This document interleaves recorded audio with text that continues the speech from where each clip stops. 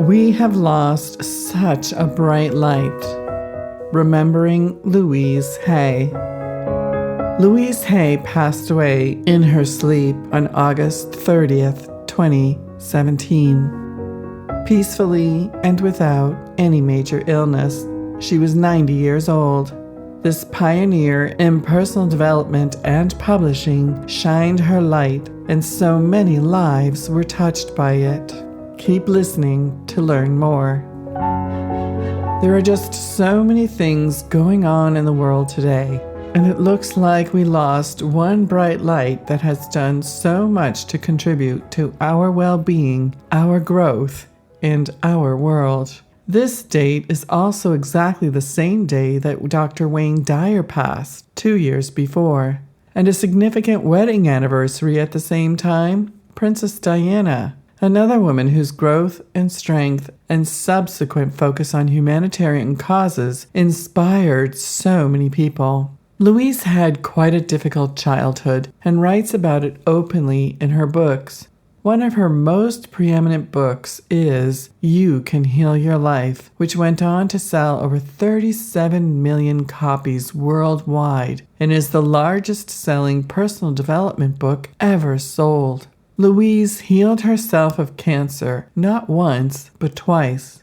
When she wrote her book, she peddled it around to local bookstores. It was a smaller version at that time, one that could be put in your pocket, and it cost $1.49. She wanted it that way so that as many people as possible could get it into their hands. The bookstores could keep it at the counter as it was so small, and many purchases were made that way, and the little book became so popular among those seeking a spiritual path to cure their own life's ills.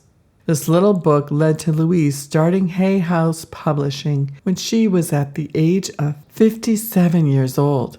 Hay House is now the largest publisher of personal development books in the world. It can easily be said that Hay House created a publishing revolution in that they chose to publish only books that helped people better their lives. Before that, this was a very small niche in the publishing industry when there were only the major publishers available, and that was it. This is why she started her own publishing company.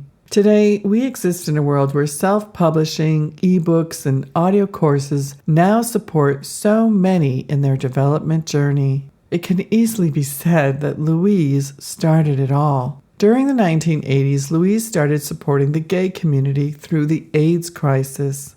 She had weekly meetings in a high school gym in Los Angeles and had what she called hay rides, a hay wagon that went around town embracing and supporting those of that community who desperately needed help and understanding at that time. Their plight included seeing many of their own friends die of a disease that seemingly typecast the gay community for being wrong, and they were very afraid for their own lives as well. Louise supported them in greater understandings, assisted them in changing their mindsets to a more positive, loving, and accepting one of themselves and of each other. She provided support for them at a time when they were being ostracized and blamed for this disease. You can find out more about Louise Hay's life and legacy at hayhouse.com, YouTube, and many other social media outlets. She was a bright, shining light and fulfilled a destiny and purpose that was much needed at that time.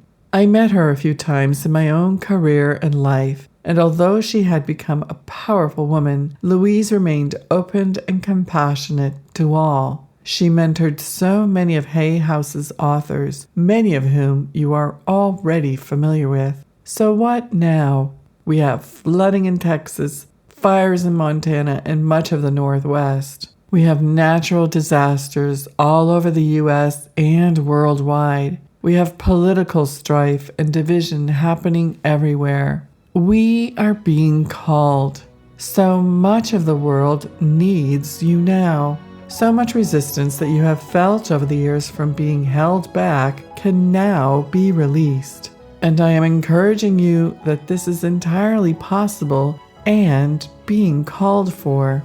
This quote below is from my private journal where I channel with Spirit daily. Quote, all of these individuals had their plans. They had their assignments, and you do too. All of you have potentials that can be reached, but it is up to you. It is always up to you. Nothing holds you back other than your own mind, which seeks to keep you safe in a world that never will be safe. Your safety is in God, in being a shining light for the greater light that is. Do that. Be that. Be your light fully, for that is what you are. This is just a simple and clear reminder for you to contemplate over the weekend. And if you ever do want to start working together so that we can get your own light shining brighter in the world, please let me know with an email at the link in the description. Much love and many blessings to you, Suzanne.